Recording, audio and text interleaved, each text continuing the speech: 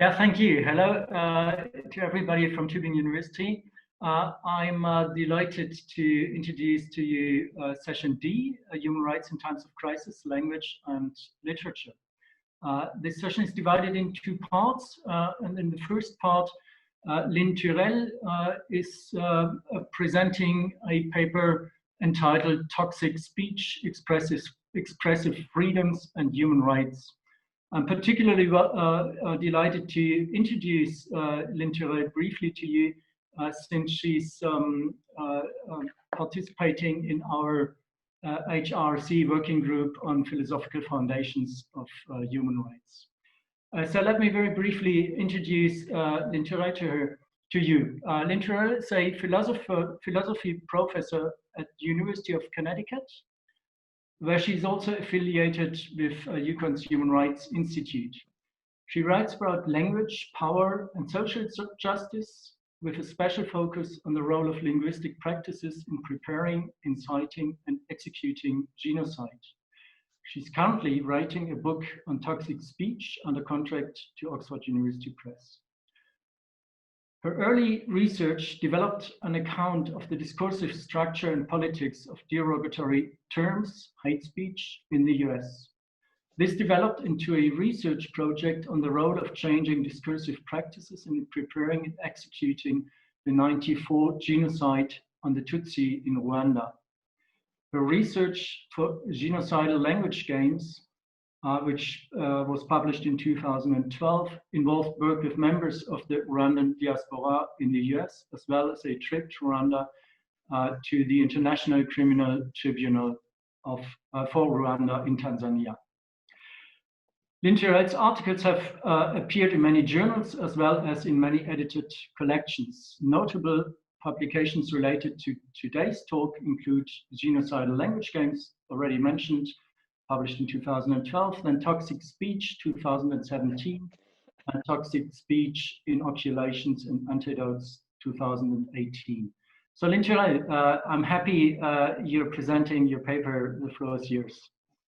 My goal today is to convince you to start thinking about language, whether the language of the state or of propagandists or the language of everyday people, as a public health matter with direct and indirect impacts on human rights. I will explain what toxic speech is very briefly to highlight both its relevance to public health and human rights.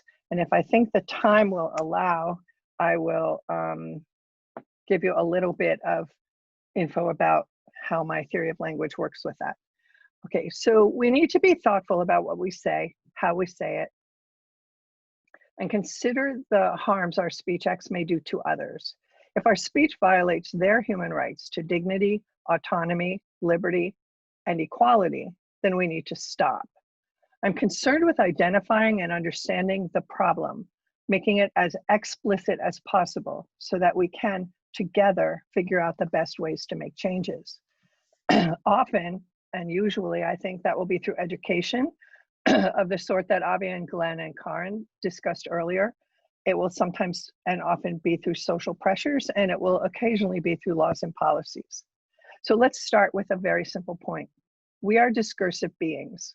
We talk and talk and talk and talk. Our talk is intertwined with nearly all our practices constituting our ways of life. We play all sorts of language games, engage in speech practices that ennoble some and harm others. We use language to make promises, contracts, and other binding transactions, to entertain and delight, to castigate and condemn, and so much more.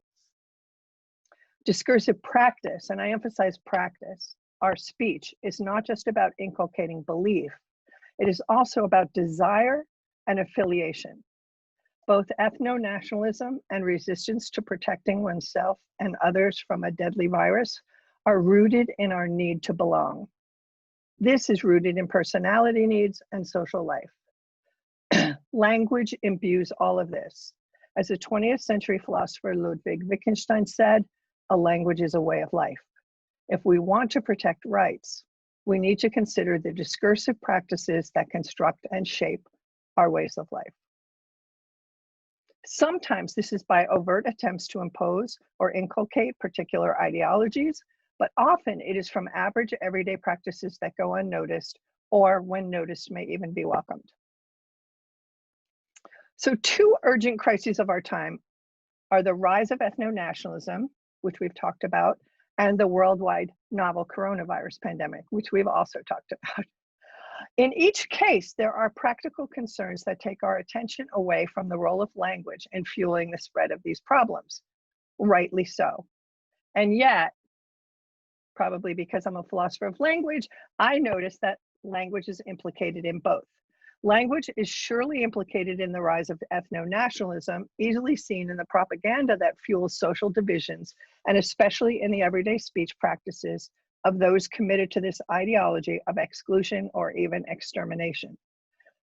These everyday speech practices shift norms of inclusion and exclusion much more effectively than an overt barrage of propaganda, and so require study. This is the work I began at Genocidal Language Games, which Niels has already mentioned. And as I'm sure many in this group know, excuse me, it was probably initiated in the diaries of the German linguist Victor Klemperer, who chronicled these sorts of discursive changes in the Third Reich.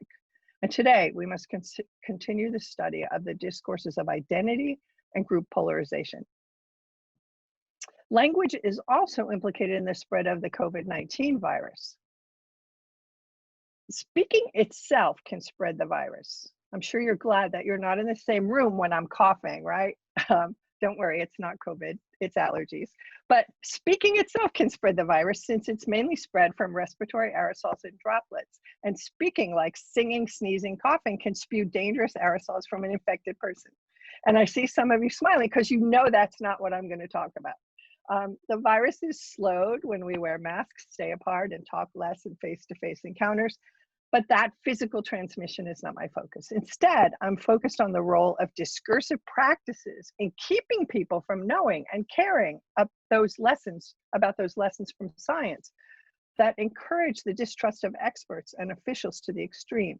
Speech acts that encourage or incite people, especially the destructors, to fight against professional advice are not only words, to use a phrase from Catherine McKinnon, they put themselves and others at risk. So you can see I'm laying my cards on the table. There is a parallel rooted in propaganda, which is delivered with speech. And there's a parallel in individual speech acts, one-to-one, just in everyday life, that license the dismissal of truth, facts, and concern for the health and well-being of others. In the context of these two crises, my concerns are with the ways that toxic speech undermines human rights and the ways that attention to human rights might help us to address the problems raised by toxic speech.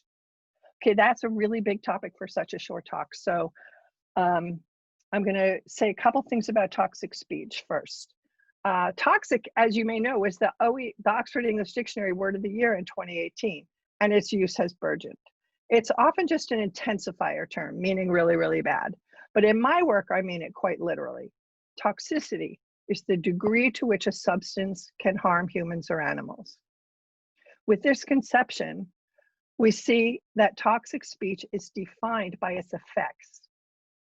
Those effects can range from the mild to the dire, can be somewhat variable across individuals and groups, and yet are also often easily predicted. Toxic speech is not just about slurs or hate speech, insults or offenses, and so on. It's not just about what is rude or ugly or mean. On my view, toxic speech is a threat to the health, well-being, and sometimes even the lives of those against whom it is deployed.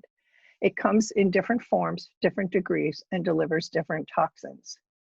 Different populations may have different degrees of vulnerability to the harms of any particular toxin, although some toxins will have widespread or even universal power to harm, like linguistic ricin. Okay, excuse me. Toxic speech brings morbidity and mortality. That is, it can make you sick and it can kill. That sounds hyperbolic, but it isn't. So consider when Donald Trump issued a series of Muslim bans, there were no slurs in his speech, but there were predictable effects on the health and well-being of Muslims in the US. His policy announcement via Twitter activated the fight, flight, freeze responses in millions of people, increasing their stress and causing them to live in fear. The stress was part of the purpose of his speech acts. The elevated cortisol of the fight, flight, freeze response is unhealthy if it is sustained too long. In societies where such speech becomes rampant, the health effects grow exponentially.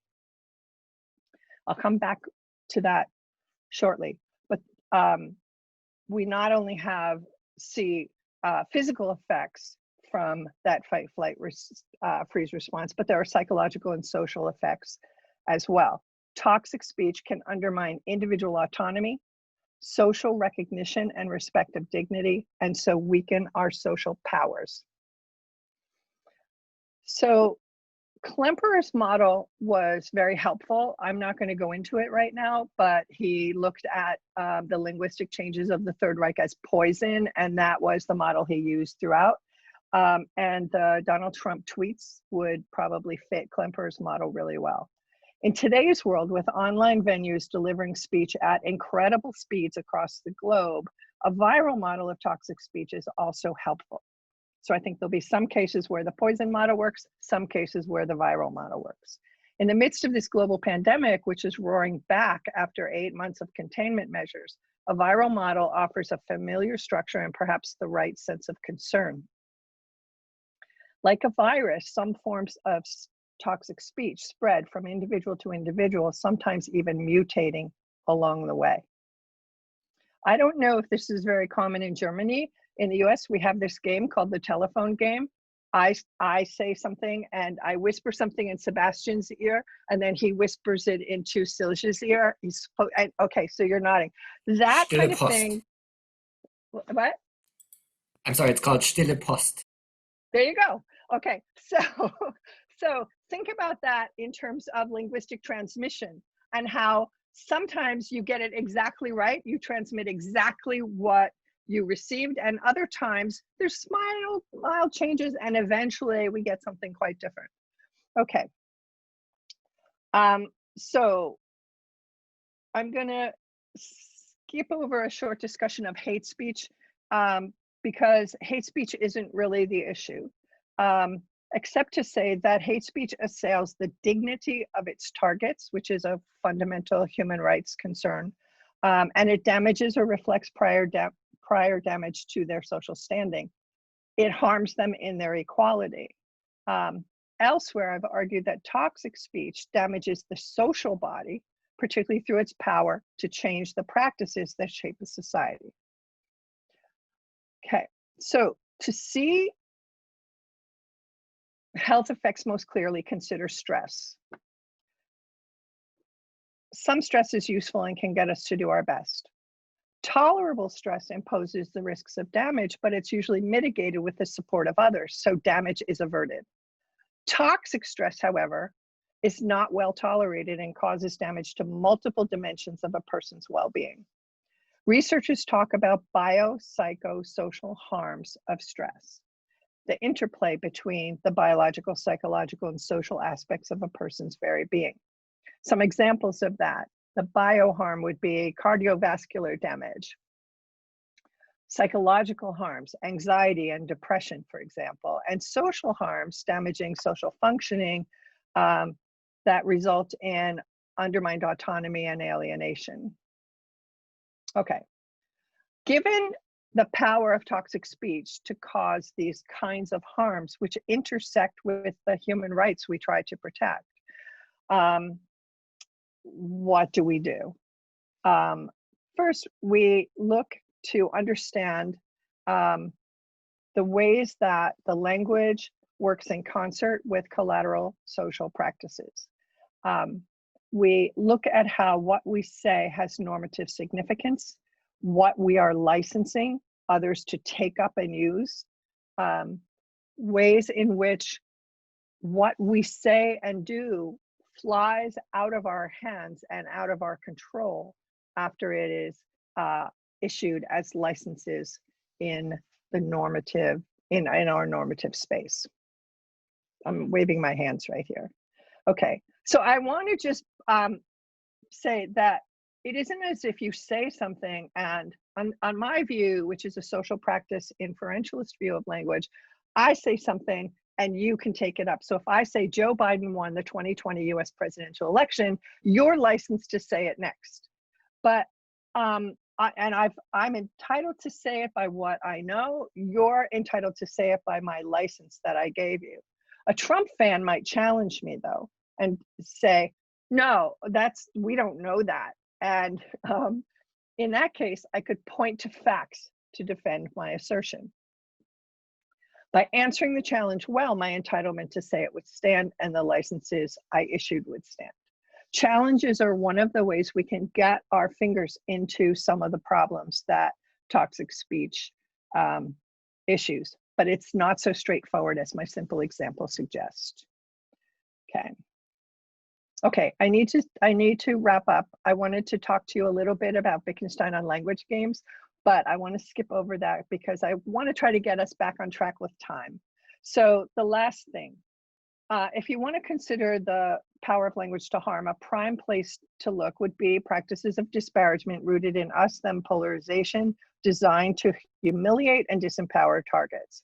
Philosophers have focused on hurled epithets of hate speech to understand how they work and what to do about them. That invites us to immediately turn to freedom of expression.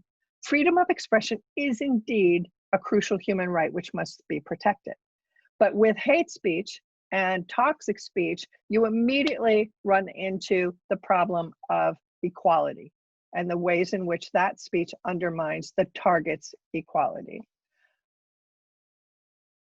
In particular, it undermines, by undermining equality in that way, it undermines what philosopher James Griffin calls our normative agency. So by shifting our focus from the unpleasant or unwanted or simply nasty to toxic speech, which has biopsychosocial harms, we can see that these discursive harms as enacting threats to the human right to health. The deepest core, on my view, the deepest core of human rights is the protection of dignity. So there's an inherent other orientation that human rights demand upon us, or demand of us. Without addressing the harms of toxic speech directly or indirectly, we will fail in protecting dignity, autonomy, liberty, and equality.